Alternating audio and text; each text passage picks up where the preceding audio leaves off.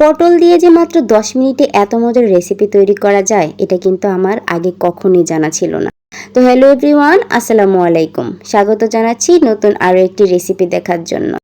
আজকে রেসিপিতে তৈরি করছি পটলের খুবই মুচমুচে একটি রেসিপি। এই রেসিপিটা কিন্তু অনেক মজা, ছোট বড় যাকেই খাওয়াবেন এই রেসিপি খেলে কিন্তু সে আপনার ফিদা হয়ে যাবে, এত বেশি মজার রেসিপিটা। তো এই রেসিপিটি তৈরি করতে আমার প্রথমে যেটা লাগবে সেটা হচ্ছে পটল। তো আমি এখানে 5টা পটল নিয়েছি। পটলের উপরে যে হালকা একটা আবরণ থাকে এটাকে আমি ছুরির সাহায্যে পরিষ্কার করে নিচ্ছি। আপনারা চাইলে এখানে বটিও ব্যবহার করতে পারেন, কোনো সমস্যা নেই, তবে ছুরি দিয়ে করতে বেশি সুবিধা হয়। এই যে দেখতেই পাচ্ছেন, একটা করা হয়ে গেলে অন্য আরেকটা পটল এভাবে করে পরিষ্কার করে নিচ্ছি। উপরে যে একদম পাতলা আবরণটা আছে এটাই পরিষ্কার করতে হবে। এতে করে পটলের গায়ে আমরা যে মশলাগুলো ব্যবহার করব সেটা খুব ভালোভাবে লেগে যাবে। তো প্রত্যেকটা পটল এভাবে করে পরিষ্কার করে নেওয়ার পর আমি প্রত্যেকটা পটলকে এভাবে মাঝখান থেকে 2 ভাগ করব। 2 ভাগ করে নেওয়ার পর বাকি প্রসেসটা আপনারা দেখে বুঝে নেওয়ার চেষ্টা করবেন। এই যে দেখতেই পাচ্ছেন আমি এভাবে করে কেটে নিচ্ছি। আর এমনভাবে কাটতে হবে একটু সাবধানতা অবলম্বন করে, যেন নিচ থেকে একদম আলাদা না হয়ে যায়। পটলের নিচের অংশটা জোড়া থাকবে। এই যে দেখতেই পাচ্ছেন এভাবে করেই করে নেবেন। তারপর আমি পটলের মাঝখানে যে বিচির অংশটা আছে সেই বিচিটা ফেলে দিচ্ছি। আপনাদের কারো কাছে যদি বিচির অংশটা খেতে ভালো লাগে তাহলে রেখে দিতে পারেন, সমস্যা নেই। তবে আমি ফেলে দিচ্ছি, আমার বিচির অংশটা খেতে তত বেশি ভালো লাগে না। তো এভাবে করেই এক পাশ করে নিয়েছি। এবার অপর পাশটাও দেখতে পাচ্ছেন, আমি আপনাদেরকে দেখিয়ে দিচ্ছি। এভাবে করে নিতে হবে। খুব সাবধানভাবে করতে হবে যেন নিচ থেকে আলাদা না হয়ে যায়। এই যে দেখতেই পাচ্ছেন আমি খুব সুন্দর ঝুরি ঝুরি করে কেটে নিচ্ছি।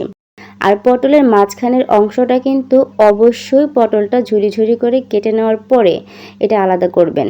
প্রথমেই যদি আলাদা করে ফেলেন এতে করে কিন্তু পটলটা সুন্দরভাবে কাটা যাবে না। তারপর একটা বাটি নিয়েছি, বাটিতে একটু পানি নিয়েছি। পানির ভিতরে এবার পটলগুলোকে আমি একে একে দিয়ে দিলাম। এবার এই পরিষ্কার পানিটাতে পটলগুলোকে আমি খুব ভালোভাবে ধুয়ে নিব। আমি 2-3 বার পানি চেঞ্জ করে পটলগুলোকে খুব সুন্দর করে ধুয়ে নিয়েছি।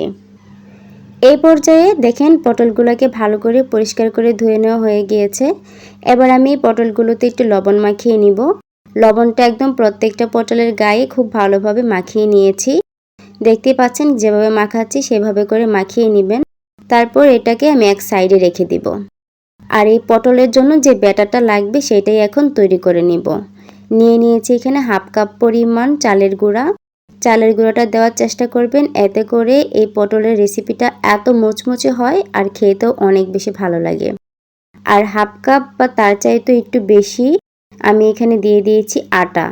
এবার আটা চালের গুঁড়ার সঙ্গে দিয়ে দিয়েছি অল্প একটু হলুদের গুঁড়া, মরিচের গুঁড়া আর জিরার গুঁড়া। এবার এগুলোকে শুকনো উপকরণগুলোকে খুব ভালোভাবে মিশিয়ে নিয়েছি, সাথে একটু লবণও দিয়েছি। এবারে খুব ভালোভাবে এগুলা মিশিয়ে নেওয়া হয়ে গেলে আমি এখানে 3-4 চামচের মতো বা 5 চামচের মতো আমি তুলে এক সাইডে একটু রেখে দিচ্ছি শুকনো উপকরণ। তারপর এখানে একটা ডিম ভেঙে দিয়ে দিতে হবে।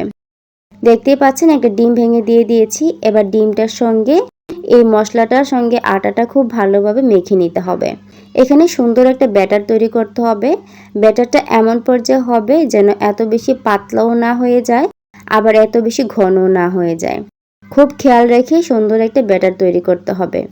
আমি খুব অল্প অল্প করে পানি দিয়ে খুব সুন্দর একটা ব্যাটার তৈরি করে নিয়েছি। এই যে দেখতেই পাচ্ছেন ব্যাটারটা কিন্তু তত বেশি পাতলাও হয়নি, আবার তত বেশি ঘনও হয়নি। আমি চামচের সাহায্যে আপনাদেরকে তুলে দেখিয়ে দিচ্ছি। সেম এইভাবে একটা ব্যাটার তৈরি করে ব্যাটারটা আমি এক সাইডে রেখে দিলাম। আর যে পটলগুলোকে লবণ মেখে রেখে দিয়েছিলাম সেটা কিন্তু দেখেন অনেকটাই পানি ছেড়ে দিয়েছে পটলগুলো থেকে। এভাবে করে পটল থেকে অনেক পানি ছেড়ে দিবে আর পটলটা কিন্তু অনেকটা নরম হয়ে যাবে। এতে করে এটা ভাজতেও অনেক সুবিধা হবে। এক্সট্রা পানি যেটা ছিল পটলে সেটা কিন্তু বেরই হয়ে গিয়েছে। সেজন্য পটলটা ভাজলেও অনেক বেশি মুচমুচে হবে আর খেতেও অনেক বেশি মজা লাগবে। এবার প্রত্যেকটা পটলকে এভাবে করে চিপে আমি ব্যাটারে চুবিয়ে নিব। আর যে শুকনো উপকরণটা আমি মশলা মেখে রেখে দিয়েছিলাম সেটাতে এভাবে কুট করে নিতে হবে। আপনারা চাইলে এভাবে কুট করেও ভেজে নিতে পারেন, অথবা শুধু ব্যাটারে চুবিয়ে তেলে ডুবিয়ে ভেজে নিতে পারেন। কোনো সমস্যা নেই, যেভাবে পছন্দ সেভাবেই করে নেবেন। আর দেখেন কতটা পানি বেরিয়েছে পটল থেকে। পটল থেকে এভাবে করে পানিটা বের করে নিলে কিন্তু পটলটা অনেক বেশি মুচমুচে হয় আর খেতেও অনেক বেশি মজা লাগে।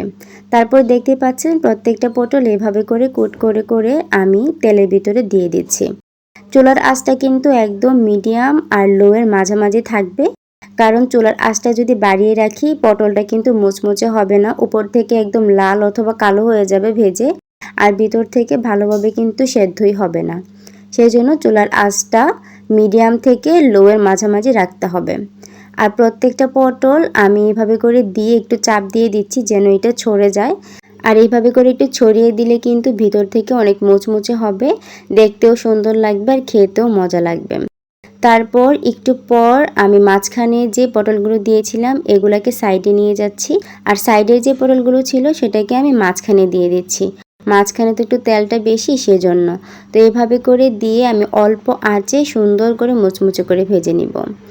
তো অল্প কিছুক্ষণ পর দেখা যাবে এক পাশ হয়ে গিয়েছে, তো আমি অপর পাশটা এইভাবে করে উল্টে দিচ্ছি। এভাবে করে উল্টে এবার উপর পাশটাকে সুন্দর করে ভেজে নিব। এই যে দেখতেই পাচ্ছেন এভাবে করে সুন্দর করে উল্টে দিয়েছি। এবার যখন আপনার পছন্দ অনুযায়ী সুন্দর একটা কালার চলে আসবে তখন কিন্তু এগুলাকে নামিয়ে নিতে পারেন। এই যে দেখতেই পাচ্ছেন, দেখেই মনে হচ্ছে যে কতটা মজা হয়েছে আর লোভনীয় হয়েছে, খেতেও মনে হয় অনেক বেশি মজা লাগবে।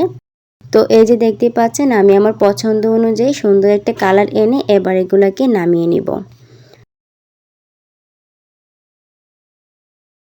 পটলের যে ব্যাটারটা ছিল সেটা কিন্তু আমার এখানে 2-3 টেবিল চামচের মতো রয়ে গিয়েছে। সেজন্য ছোট্ট একটা আলু কেটে এভাবে করে গোল গোল করে ব্যাটারে চুবিয়ে আমি এগুলাকেও ভেজে নিচ্ছি। এই ব্যাটারে চুবিয়ে আলুগুলাকে ভেজে নিলেও কিন্তু অনেক বেশি মজা লাগে, আর চাইলে আপনারাও ট্রাই করতে পারেন। তারপর এই সবগুলোকে আমি দেখেন কত সুন্দর সার্ভ করে দিচ্ছি, আর কতটা মুচমুচে আর দেখেও মনে হচ্ছে খেতে অনেক বেশি মজা লাগবে, তাই না?